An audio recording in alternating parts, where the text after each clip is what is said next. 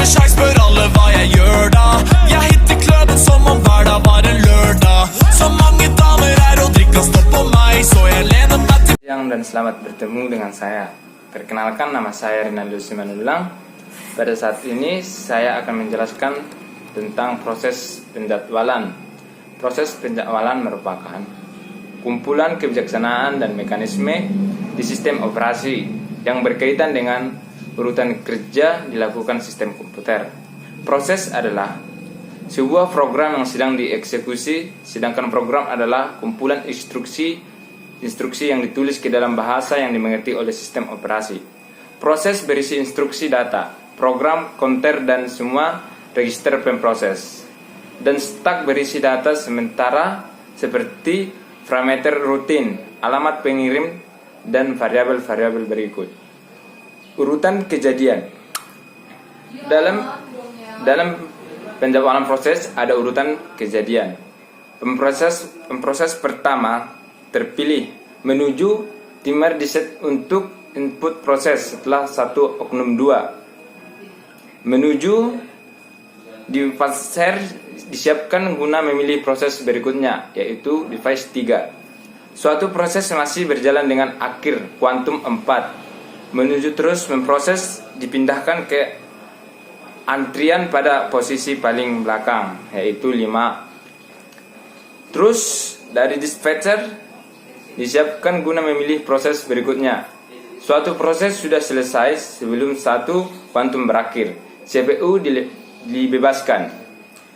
Dan akhirnya penjadwal CPU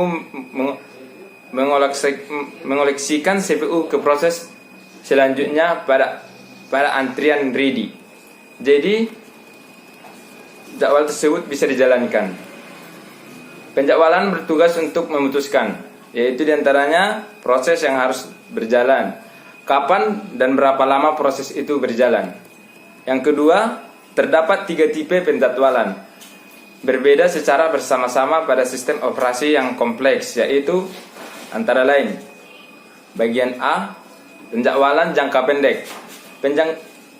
Penjadwalan jangka pendek ini adalah penjadwalan jangka yang singkat dan padat.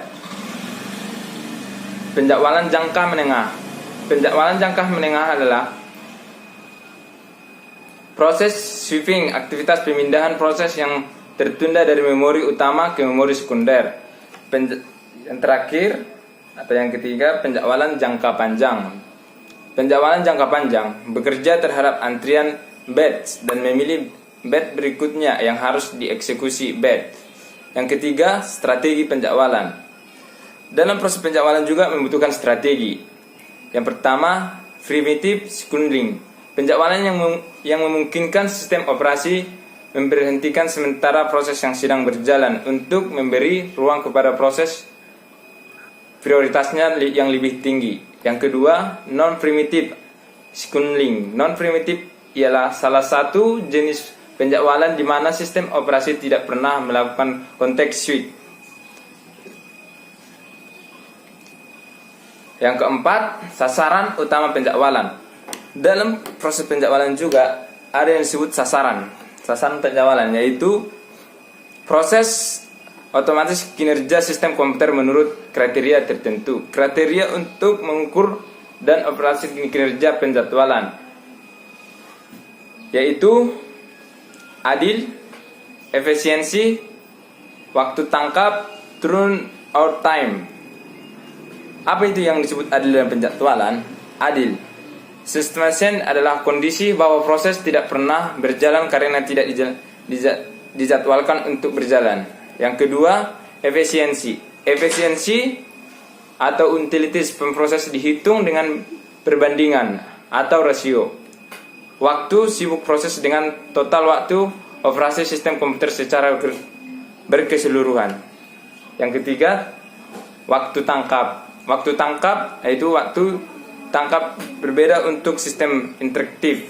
Waktu yang dihabiskan dari satu karakter terakhir dari perintah dimasukkan oleh program atau interaksi sampai hasil. Sistem waktunya nyata. Pada sistem waktu nyata, waktu tangkap didefinisikan sebagai waktu di saat kemunculan suatu kejadian. Sasaran penjadwalan adalah minimalkan waktu tangkap sehingga menghasilkan sistem yang responsif. Turn on time, waktu yang dihabiskan dari saat proses atau job mulai masuk ke sistem sampai proses itu diselesaikan sistem. Baiklah, teman-teman, itulah penjelasan sedikit tentang proses penjadwalan. Semoga bermanfaat bagi kita semua. Jangan lupa like, subscribe, dan bagikan channel ini. Kesimpulan ini adalah melakukan berbagai macam operasi maupun operasi yang penting maupun tidak penting. Sekian dari saya, Rinaldo Simanullang. Sampai jumpa kembali.